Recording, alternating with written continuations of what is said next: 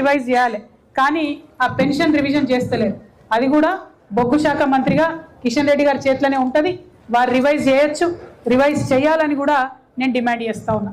ఇక మనందరం కార్మికులం ఒక పక్క కష్టాలు ఉండి డిపెండెంట్ ఎంప్లాయ్మెంట్ ఇస్తలేరురా నాయన అని మనం మాట్లాడుకుంటుంటే ఇక ఏఐటీసీ వాళ్ళు ఏం చేశారంటే సమ్మెకు పిలిపించింది. అందరేదో నిజమే కావచ్చు అనుకున్నాం. దొంగ సమ్మె ఏఐటీసీ వాళ్ళది. సుక్క గుర్తోళ్ళు అంటేనే కార్మికులకు ఉన్నటువంటి అవకాశాలన్నీ పోగొట్టేటోళ్ళని అర్థం అన్నట్టు. యాక్చువల్గా ఏం జరిగింది, అన్ని కార్మిక సంఘాలు రియాజన్న గారి ఆధ్వర్యంలో సమావేశం పెట్టుకొని డిపెండెంట్ ఎంప్లాయ్మెంట్ ఇస్తలేదు కాంగ్రెస్ ప్రభుత్వం, 20 నెలలైంది వచ్చి, మెడికల్ బోర్డు పెట్టకుండా పెండింగ్ పెడుతున్నారు, అన్ఫిట్ అయినటువంటి 2000 మంది కార్మికులది కూడా ఇవ్వకుండా పెండింగ్ పెడుతున్నారు.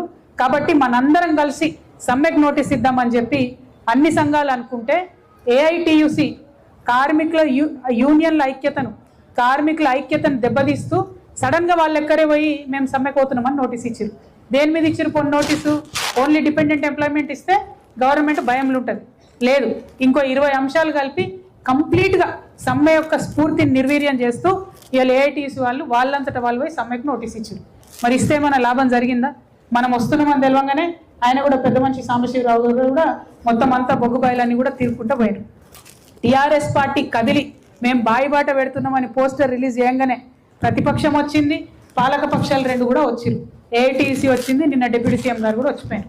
కానీ వచ్చిపోయిన కానీ ఏమీ కూడా కార్మికులకు ఇచ్చిపోలేదు. ఎందుకు ఈ మాట అంటా ఉన్నామంటే ఇదివరకు ఎప్పుడు కూడా చరిత్రలో చీఫ్ మినిస్టర్లు కానీ, డిప్యూటీ చీఫ్ మినిస్టర్లు కానీ, మంత్రులు కానీ ఈ డిపెండెంట్ ఎంప్లాయ్మెంట్లకు ఇచ్చేటటువంటి జాబులు వాళ్ళు ఎక్కడ ఇవ్వలే పత్రాలు.